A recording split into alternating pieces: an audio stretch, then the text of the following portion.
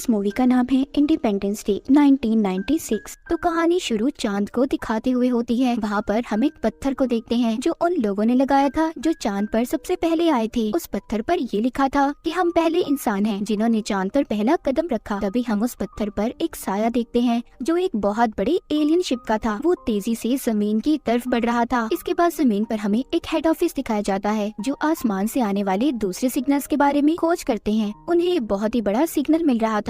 वहाँ पर जो लड़का था वो जल्दी से अपने सीनियर को कॉल करता है। उन सबको ऐसा लग रहा था कि ये सिग्नल्स किसी शिप के हैं जो दूसरे शहर ने भेजा होगा, पर रडार में इन्हें कोई शिप नजर नहीं आता। जल्दी पता चल गया था कि ये सिग्नल्स कहीं और से नहीं बल्कि आसमान पर चांद से आ रही हैं। अब ये जल्दी से आर्मी वालों को भी इस बात की खबर देते हैं। वो उन्हें बताते हैं कि जो भी चीज है बहुत बड़ी है, इसका साइज चांद के चौथाई हिस्से जितना है। आर्मी वाले कहते हैं क्या पता ये कोई नॉर्मल सा स्पेसशिप हो। वो कहते हैं नहीं, ये स्पेसशिप बार बार रुक रही है। अब ये बात उन्हें भी समझ नहीं आ रहा था कि आखिर ये चीज हो क्या सकती है। आर्मी वाले प्रेसिडेंट को बताते हैं ये चीज एक जगह पर रुक गई है और अलग अलग 36 टुकड़ों में फैलती जा रही है। हो सकता है कि ये 25 मिनट के अंदर हमारी जमीन पर भी आ जाए। तभी कुछ ही देर बाद अलग अलग शहरों से ये खबरें आना शुरू हो गई थी कि उन्होंने आसमान पर आके बादलों को देखा है और ये बादल वही थे जो अलग अलग टुकड़ों में फैल गए थे। तभी थोड़ी ही देर बाद एक टुकड़ा मॉस्को शहर की तरफ भी बढ़ना शुरू कर देता है। जब ये बात प्रेसिडेंट को पता चलती है वो प्लेन को उस टुकड़े के पास भेजते हैं। वो भी आग की वजह से तबाह हो जाता है। इन्हें कुछ समझ नहीं आ रही थी कि आखिर ये चीज थी क्या। कुछ देर के बाद शहर में एक बहुत बड़ा स्पेसशिप आकर रुकता है जो पूरे शहर जितना था और भी बहुत से स्पेसशिप अलग अलग शहरों में रुके थे। इन सब की वजह से टीवी स्टेशंस में भी बहुत ज्यादा प्रॉब्लम हो रही थी। तभी हमें एक टीवी स्टेशन पर एक आदमी दिखाया जाता है जिसका नाम डेविड था। ये सैटेलाइट इंजीनियर था। जब ये सभी सिग्नल्स को देखता है तो इसे कुछ छुपे हुए सिग्नल्स भी मिलते हैं जो लगातार बीच में से गायब हो रहे थे। इसके बाद ये बाहर जाता है। डेविड आसमान की तरफ देखता है जहाँ पर इसे बहुत बड़ा एलियन शिप दिखाई दे रहा था। वो समझ गया था कि क्या होने वाला है। वो अंदर आकर स्टेशन के मालिक को बताता है आहिस्ता आहिस्ता एलियंस हमारे सिग्नल्स को बंद करके अपने सिग्नल्स को दुनिया में लाना चाहते हैं। अगर ऐसा हो गया तो समझो बहुत बड़ी तबाही होने वाली है। ये बड़े बड़े स्पेसशिप खाली नहीं बल्कि इनमें एलियंस हैं जो आकर हमारी जमीन पर कब्जा करना चाहते हैं। डेविड ये खबर प्रेसिडेंट तक भी पहुंचाना चाहता था। वो अपनी बीवी को कॉल करता है जो प्रेसिडेंट के साथ मिलकर काम करती थी। वो उसे सारी बात बता देता है। कहता है जल्दी हम पर हमला होने वाला है, लेकिन उसकी बीवी को उसकी बातों पर यकीन नहीं आता और फोन को बंद कर देती है। मगर डेविड जानता था इस बात को प्रेसिडेंट तक पहुंचाना कितना जरूरी था, इसीलिए वो अपने डैड के साथ वॉशिंगटन डीसी निकल जाता है जहाँ पर व्हाइट हाउस था। वो पहुंचकर अपनी बीवी को कॉल करता है जिसकी मदद से वो प्रेसिडेंट तक पहुंच गया था। वो उन्हें बताता है कि हमारी जमीन गोल है और इसी वजह से एलियंस यहाँ पर आकर एक दूसरे को सिग्नल्स नहीं दे सकते। यही वजह है वो हमारे सैटेलाइट्स का इस्तेमाल कर रहे हैं और बहुत ही जल्दी वो दुनिया को तबाह करने वाले हैं। प्रेसिडेंट किसी बात को ध्यान से नहीं सुनते और वहाँ से चले जाते हैं। अब जब ये लोग व्हाइट हाउस के ऊपर भी एक स्पेसशिप को देखते हैं तो उनके पास अपना हेलीकॉप्टर भेजते हैं ताकि ये एलियन से राब्ता कर सके। मगर इससे पहले ये कुछ करते उस स्पेसशिप में से 2 मिसाइल्स आकर उनके हेलीकॉप्टर पर हमला करने आए हैं। डेविड की बात बिल्कुल सच थी, इसीलिए ये सब व्हाइट हाउस छोड़कर निकल जाते हैं। शहर में एक अफरा तफरी थी। सब इधर उधर भाग रहे थे क्योंकि सब के सब काफी डरे हुए थे। तभी वक्त खत्म हो जाता है, यानी कि डेविड ने जिस वक्त का अंदाजा लगाया था और उसी वक्त आसमान पर जो स्पेसशिप रुका हुआ था उसके दरवाजे खुलते हैं। उनमें से नीली रोशनी बाहर आ रही थी। सब लोग हैरानी से उस स्पेसशिप की तरफ देखते हैं। अगले ही पल वो स्पेसशिप एक बहुत बड़ा धमाका करता है जिसमें बड़ी सी बड़ी बिल्डिंग्स तबाह पर बात हो चुकी थी। प्रेसिडेंट को इस बात का बहुत दुख था। वो सोचते हैं काश मैं डेविड की बातों पर यकीन कर लेता, कितने सारे मासूम लोगों की जान चली गई।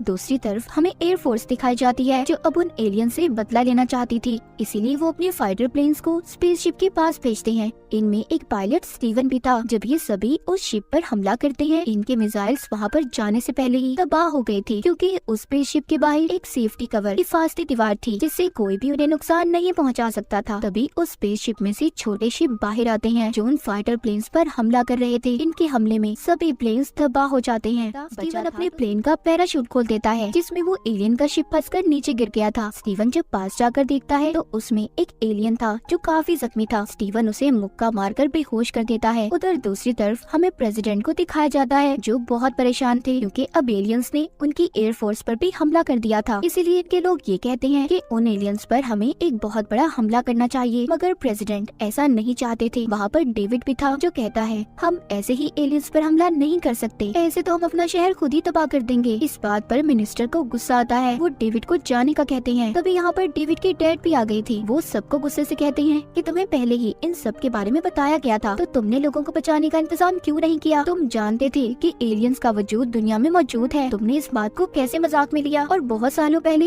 एक एलियन शिप क्रैश हुआ था जिसके अंदर एलियंस भी थे जिनको तुमने एरिया 51 के अंदर रखा है। ये बातें सुनकर प्रेसिडेंट कहते हैं कुछ नहीं है ऐसा, कोई एरिया 51 नहीं है। ये सब बातें सुनकर मिनिस्टर कहते हैं ये बात सच है, ये बिल्कुल सच बोल रहे हैं। ये सब बातें सुनकर प्रेसिडेंट भी हैरान हो गए थे क्योंकि इस बारे में वो कुछ नहीं जानते थे। इस एरिया को सिर्फ आर्मी ही कंट्रोल किया करती थी। ये सब के सब अब एरिया 51 में जाते हैं जहाँ पर जमीन के नीचे एक बहुत बड़ा लैब बनाया गया था। वहाँ पर उसी एलियन शिप को रखा गया था जो बहुत सालों पहले तबाह हुआ था। यहाँ पर लैब में प्रेसिडेंट एक साइंटिस्ट से मिलते हैं, नहीं कर पाए। हालांकि हम इसके बारे में बहुत कुछ जान चुके हैं, लेकिन जब से वो दूसरे स्पेसशिप हमारी जमीन पर आए हैं ये खुद ही एक्टिवेट होना शुरू हो गया है। यहाँ पर साइंटिस्ट इन्हें मरे हुए एलियंस भी दिखाता है जो इन्हें इसी स्पेसशिप से मिले थे। साइंटिस्ट बताता है वो हमारी तरह देख और सुन तो सकते हैं पर बस बोल नहीं सकते। प्रेसिडेंट कहते हैं जो भी है तुम्हें जल्दी पता करना होगा कि एलियंस का आखिर मिशन क्या है। उधर हमें स्टीवन को दिखाया जाता है जिसके पास वो एलियन था। वो अपने पैराशूट से एलियन को खींचता आगे बढ़ रहा था कि आगे जाकर एक ट्रक को रोकता है। ट्रक में बैठा आदमी भी बहुत वक्त पहले एक पायलट ही था। जब इसने स्पेस में जंग लड़ी तो इसे एलियंस ने अगवा कर लिया, मगर आज तक कोई भी इसकी इस बात पर यकीन नहीं करता था। अब खैर स्टीवन इस आदमी के साथ एलियन को लेकर बेस तक आ गया था और ये एरिया 51 ही था। पहले तो गार्ड्स इनको आगे जाने नहीं देते, मगर जब स्टीवन एलियन को दिखाता है तो सभी डर गए थे और इन्हें अंदर जाने की इजाजत दे देते हैं। एलियन को लैब में लाया गया था। जो उसने सूट पहना था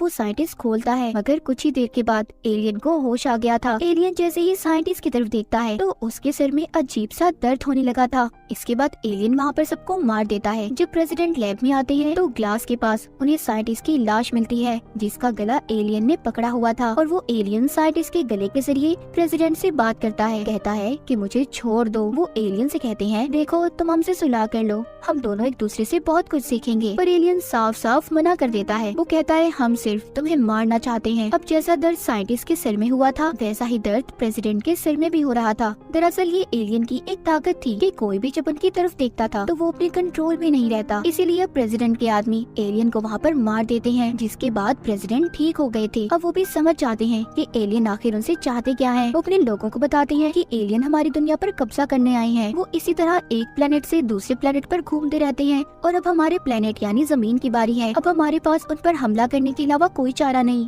इसीलिए ये हमला करते हैं। पर उनके स्पेसशिप की हिफाजती दीवार इनके हमले को रोक लेती है।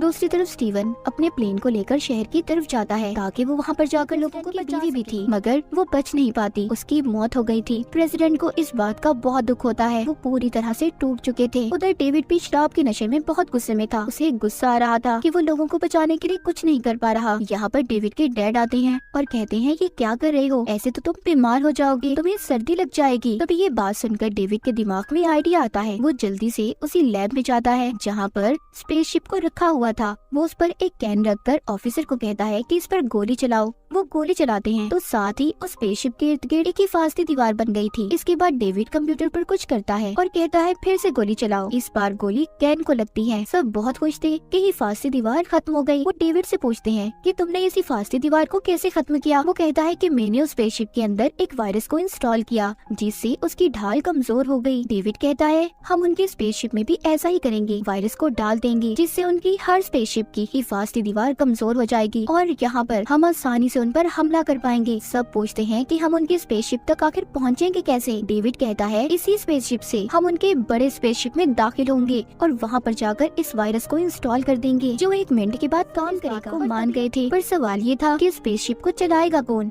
यहाँ पर स्टीवन कहता है मैं चलाऊंगा इसे। ये सभी मुल्कों तक इस मैसेज को पहुँचा देते हैं कि हम एलियंस पर जवाबी हमला करने वाले हैं और आपके शहरों में भी जो जो स्पेसशिप है आप को उन पर हमला करना होगा। सब लोग तैयार थे कि वो एलियंस पर हमला करके उन्हें खत्म कर देंगे। स्टीवन और डेविड के स्पेसशिप में एक मिसाइल को भी लोड किया जाता है। यहाँ पर प्रेसिडेंट कहते हैं कि अभी भी हमारे पास पायलट की कमी है। ये अवाम के पास जाकर ऐलान करते हैं कि जिसे भी प्लेन उड़ाना आता है वो हमारी टीम में शामिल हो जाए। यहाँ पर वही आदमी जिसने स्टीवन की मदद की थी, जिसको कई सालों पहले एलियंस ने अगवा भी किया था, वो भी इनके साथ टीम में आने को तैयार था। डेविड और स्टीवन दोनों स्पेसशिप में बैठकर उड़ने के लिए तैयार थे। ये उनके सबसे बड़े स्पेसशिप के अंदर दाखिल हो गए थे, जहाँ पर ये देखते हैं एलियंस की बहुत बड़ी तादाद है जो हमला करने की तैयारी कर रही है। स्टॉल हो जाता है तो ये अपनी आर्मी को भी बता देते हैं, इसीलिए बाहर इनके प्लेन्स जमीन वाले स्पेसशिप पर हमला करने के लिए तैयार थे। पहले तो इनकी मिसाइल्स काम नहीं करती, मगर दूसरी बार कोशिश करने पर मिसाइल स्पेसशिप पर जाकर लगते हैं। सभी बहुत खुश थे, लेकिन उस बड़े स्पेसशिप में से अब छोटे स्पेसशिप बाहर आते हैं जो उनके प्लेन्स पर हमले कर रहे थे। इस बार वो आदमी